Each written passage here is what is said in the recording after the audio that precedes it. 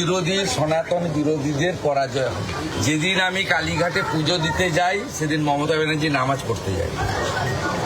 পশ্চিমবাংলায় হিন্দুরা জিতবে, সনাতনীরা জিতবে। সনাতনকে অপমান করে কেউ জিততে পারবে না। আমি যদি সনাতনের রাষ্ট্রের পক্ষে কাজ করি, নিশ্চয়ই 2021-এর মতো মানুষ এবারেও আমাকে আশীর্বাদ করবে। প্রধান তারাও ছিলেন, ধর্মেন্দ্র প্রধান, তিনি কি বলছেন, তার কি বক্তব্য শোনাই। बंगाल इलेक्शन में सत्ता परिवर्तन होगी। ममता जी का गद्दी से निकलना तय है। बंगाल की जनता ने आप जिस प्रकार की उत्साह देख रहे हैं, ये पूरा बंगाल भर में है। बंगाल के नौजवानों को चाकरी चाहिए, महिलाओं को सुरक्षा चाहिए। बंगाल बंगालियों की रहेगी, जमातियों की नहीं, घुसपैठियों की नहीं।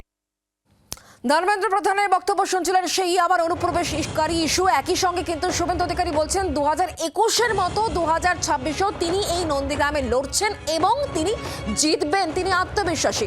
কথা বলবো এই মুহূর্তে আমরা যোগাযোগ করতে পেরেছি সুকান্ত ঘোষ, রাজনৈতিক বিশ্লেষক তথা অধ্যাপক আমাদের সঙ্গে রয়েছেন। সুকান্ত বাবু, একদিকে শুভেন্দু অধিকারী তিনি যখন নন্দীগ্রামে মনোনয়ন পেশ করছেন একেবারে মেদিনীপুরের পূর্ব দিক, আর অন্যদিকে মেদিনীপুরের পশ্চিম দিকে আজকে মমতা বন্দ্যোপাধ্যায় হাই ভোল্টেজ একের পর এক প্রচার সভা তিনি করছেন। এই হাই ভোল্টেজ দুই রাজনীতিক নিয়ে কি বলবেন? হ্যাঁ দেখুন, এটা তো হাই ভোল্টেজে একটা জায়গা। গতবার আমরা দেখেছি নন্দীগ্রামে মমতা বন্দ্যোপাধ্যায়কে পর্যুদস্ত করেছেন উনি।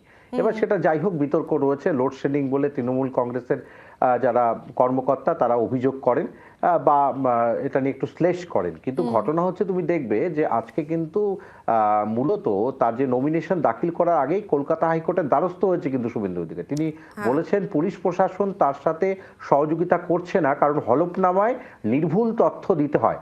সুতরাং প্রথম থেকেই কিন্তু একদম সামনে থেকে মানে আপডেট চলে এসেছে, কারণ হাইকোর্ট বলে দিয়েছে শুভেন্দু অধিকারীকে সমস্ত মামলার যে তথ্য যেটা তিনি চাইছেন, যেটা পুলিশের কাছে চাইছেন, পাচ্ছেন না, হাইকোর্ট বলেছে দিতে।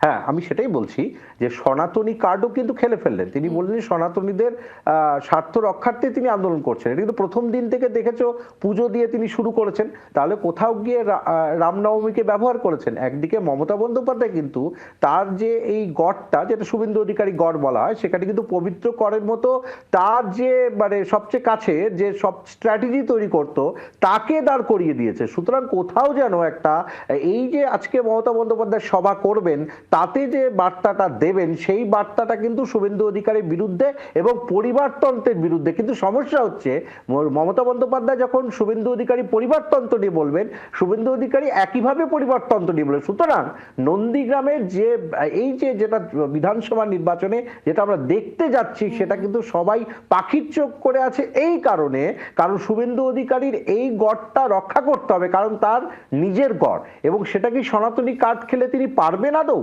নাকি তার যেহেতু পবিত্র কর বলছেন যে মূলত তার পরিবারতন্ত্র অহংকার, এই কারণে তিনি মানুষের সঙ্গে মেশেন না, মানুষের সঙ্গে সম্পর্ক নেই, এতদিনের তার পাশের মানুষ, সেই মানুষটা যখন বলছেন, তাহলে মানুষকে বোঝানোটা সবচেয়ে বড় বিষয়, যেটা একটা বড় চ্যালেঞ্জ তার কাছে। সেই চ্যালেঞ্জের মোকাবিলা তিনি কিভাবে করেন সেদিকে অবশ্যই সুকান্ত বাবু আমাদের নজর থাকবে।